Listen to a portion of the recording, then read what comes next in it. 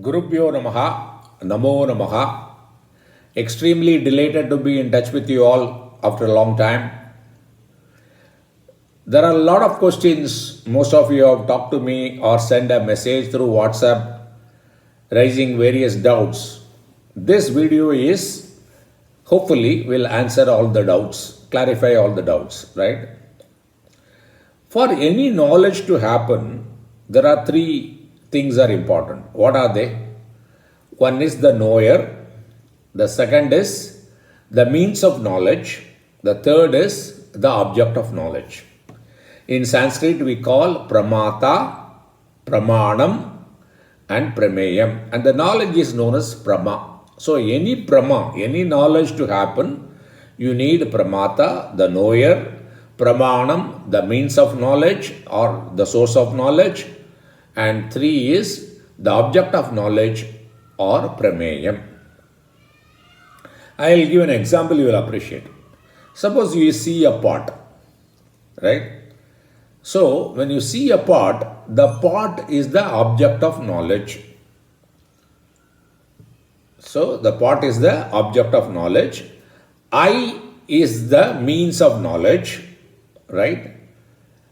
And you know the pot, correct? You are the knower. The person who is seeing the pot is the knower. But if you see a pot, when you are seeing a pot, to know it is a pot, what are all the requirements? Because we take many things for granted there. First, the pot has to be there, fine. Then your eyes should be functional and open, right? These two are sufficient? No. The pot is there, the eyes are functional and open, but you are in the dark room or you in the night. Will you be able to see that? You will not be able to see that, right? So the light is required. The light is a thing which is taken for granted by most of us, correct? We take many things for granted in the house also. We take many things for granted. We take our parents for granted. We take our spouse for granted. We take our children for granted. Suppose they cook well every day. The mother cooks well every day or the wife cooks every day well. We don't say it is good. But one day, if it's salt is more, then we immediately say the salt is more. The other days, we take them for granted. We think that that is their job, their duty. But if you just appreciate whenever you feel something good, the relationship will be beautiful. They will also enjoy it. They will have more enthusiasm. Whenever you appreciate me, you send a message to me saying that we are enjoying your posting, it's a great motivation for me to do more posting, right? So, to see a pot, the pot should be there, the eye should be functional, because blind man, even though the eyes are opened, he cannot see. So the eyes should be opened and functional. And third, light is there. Are they sufficient? No. The mind has to be there. The mind has to be there means the thought has to go there and take the form of the pot. Then only you will know the pot. Right? So the mind has to be there. Many times we are walking in the road, some of our friends waving their hand, even though our face is towards them, we are facing towards them, still we don't recognize because we are thinking something else, seriously. The mind is not there. So you need the pot, you need the functional open eyes, you need a light, you need a mind, and the most importantly, consciousness should be there. Consciousness is there always, in all the time. So we take it very much for granted, consciousness. Because it is there all the time and everywhere, all the places. Without consciousness, the consciousness is the only intelligent, sentient being, rather. Other things are all insentient. We call it as jada vastu. And they are all appearance in the consciousness. The only existence, only reality, absolute reality is consciousness. But unfortunately, we take that for granted. That is our true nature. Okay, so the pot has to be there. then the eyes should be functional and open, light should be there, mind should be there, consciousness should be there. Is it sufficient? No, we can keep on going, extend it further. The clay should be there, out of which the pot is made. Without a clay, the pot cannot be made. Just the clay by itself is not sufficient, but you need a potter, the man who can make the pot. The potter by himself cannot make the pot, he needs the wheel.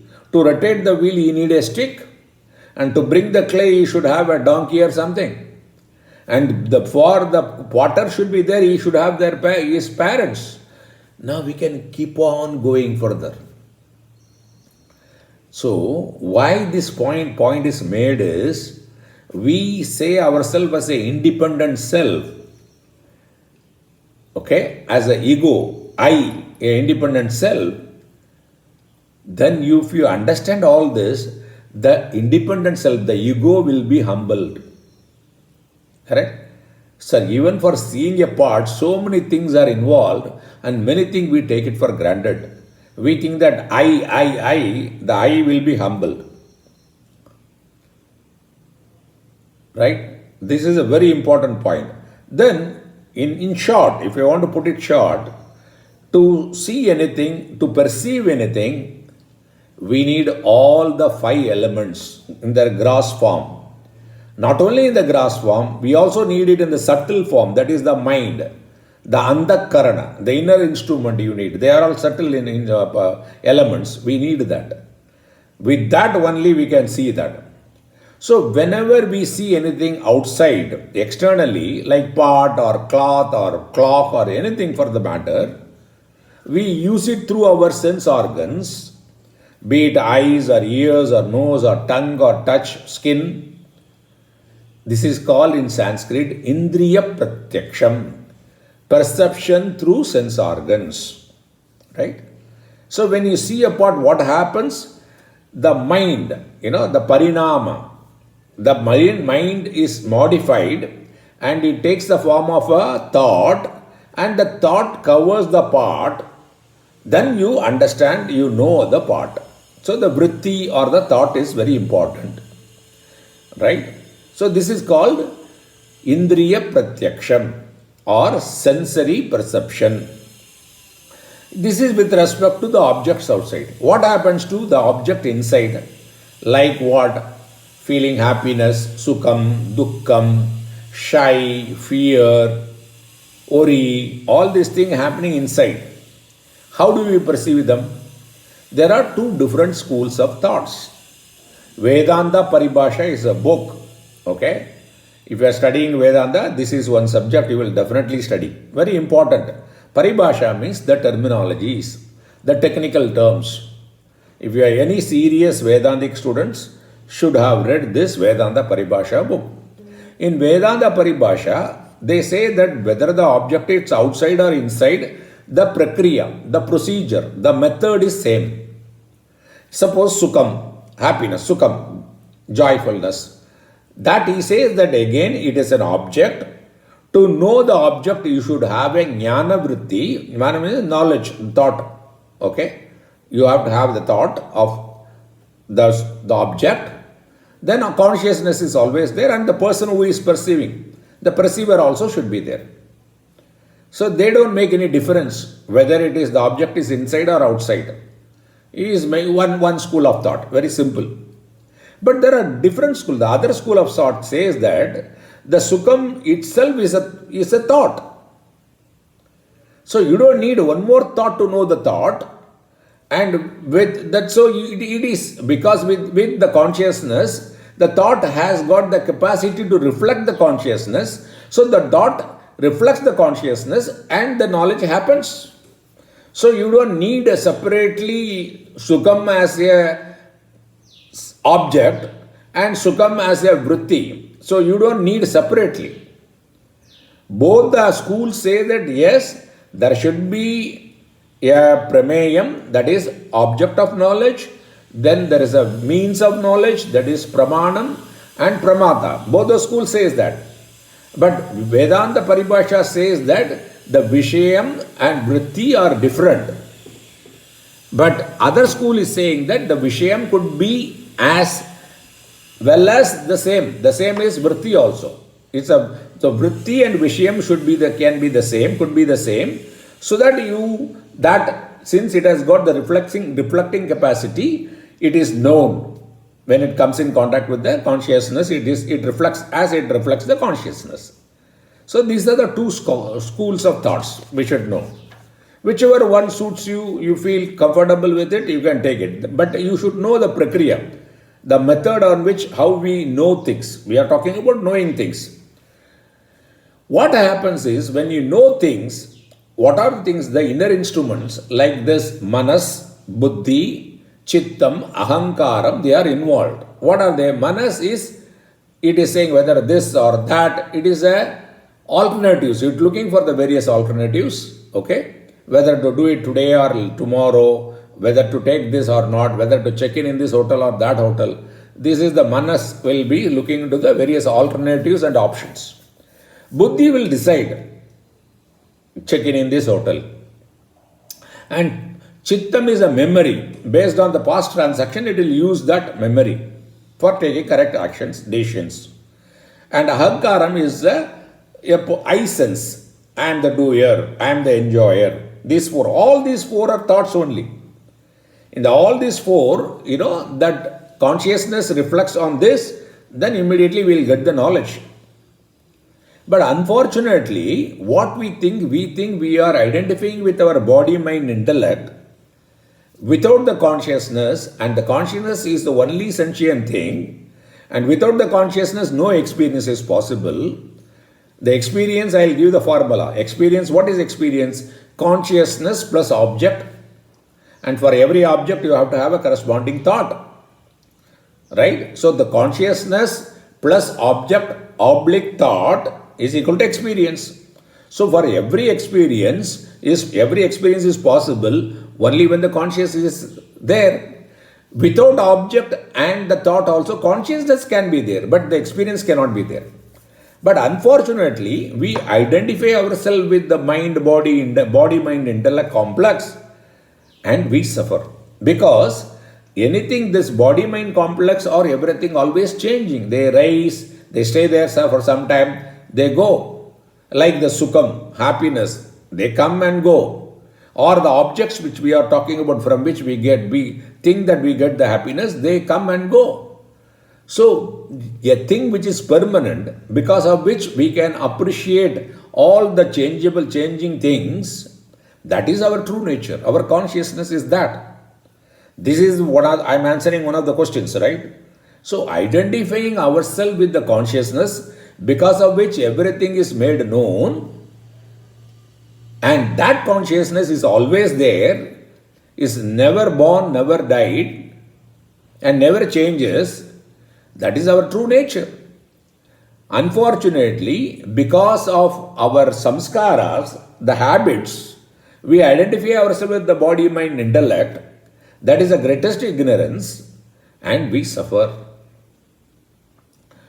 So, many people, one more question asked that, okay, I know I am consciousness, but I am not able to experience consciousness. This is one question. How can I experience consciousness? What meditation I should do? What mantra japa I should do? So that what asanas I have to do? What pranayama I have to do? So that I can experience consciousness. We said that consciousness is required for all the experience, and consciousness by itself cannot be experienced. Why? As an object. Why? Then who will experience that consciousness? If we keep on going, that it will end in what? Infinite regression. That is called anavastha dosha in Sanskrit. So consciousness can be never experienced as an object. Then the question will come that who will experience that? Who is the experience of that consciousness? I will give an example, you will appreciate it. We see all objects with our eyes, right? But can we see our eyes with our own eyes? We cannot. You may say that I can see it in the mirror. Mirror, what you are seeing is only a reflection. But how we know, because we are seeing all the objects, we realize that eyes are there. We know for sure. Because without that we cannot see. That's why it is called karadam, pramanam, right? Asadharada karadam karadam. This is a unique cause. So we say that no, I want to experience my eyes. It's not possible. But you can know, you can realize that since all objects are seen by you, you know for sure that we have eyes. With the presence of the eyes only we see all that. We can understand. Similarly, because of consciousness only everything is experienced. This point is, this lot of questions has come. How do I experience consciousness? How do I experience my true nature? Now I'm sure most of you are clear about this.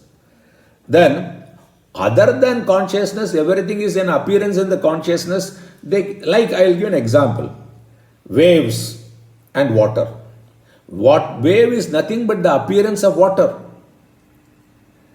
If you identify with the wave has got a birth and it stays for some time and it dies, it merges back. Because we identify ourselves with the body, mind, intellect, we think that we are born, we grow, we get old, we die. But if you know that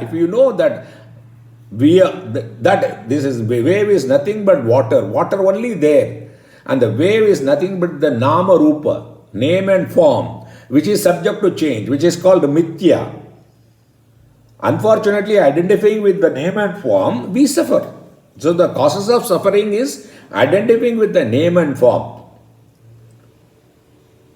If you know that you are the consciousness, okay, then you will have never problem, because it is always there, it is eternal.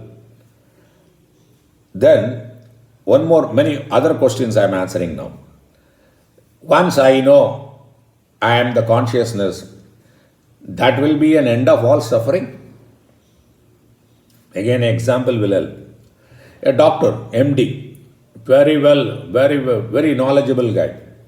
He knows that drinking will affect the liver, smoking will affect the lungs, but still he smokes. So the knowledge is there. But if he smokes, then he'll have to suffer. The problem will come. So by knowledge by itself, the problem is not solved. It has to be put into practice. It has to become your nature. You have to do it time and again.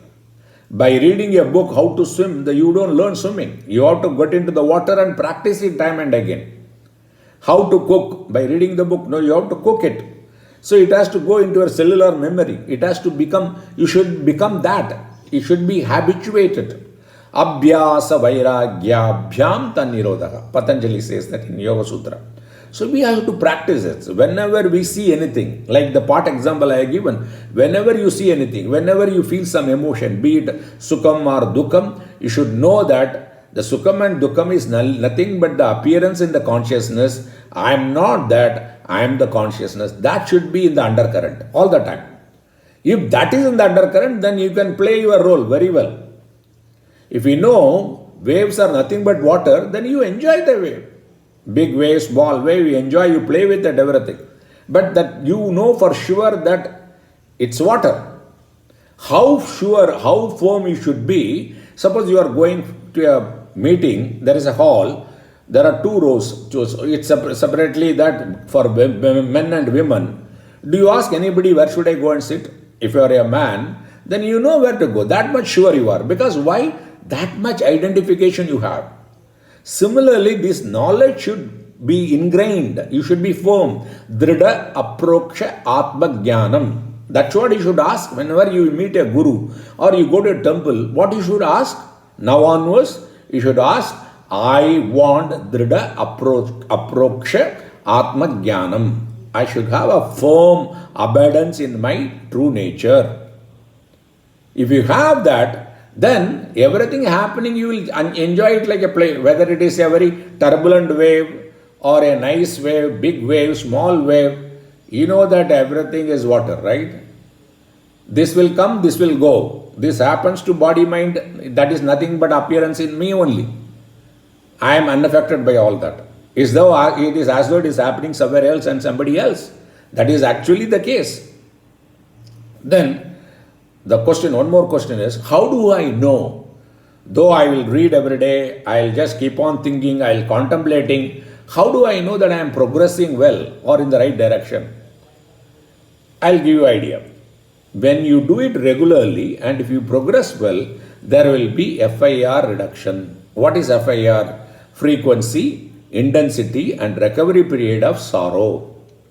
The frequency of sorrow will come down.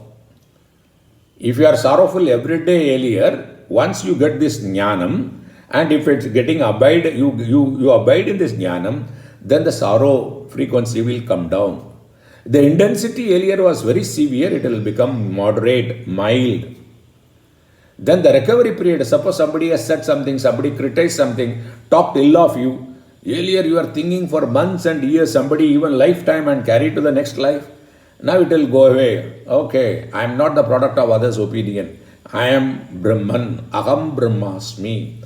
That knowledge you will have, you will be in that knowledge firmly. Then this is the indication. So I hope I have covered all of your questions, right? But you still have some question, feel free. I am sitting only for that. So very, very happy that I have received so many questions. And some of you also asked that why nowadays posting is not coming. I do posting, but most of them I do it in Tamil. Rarely I do it in English. Whenever I feel something very interesting and very useful, that I'll definitely do it in English also. Thanks for your support and encouragement. Gurubhyo Namaha, Namo Namaha.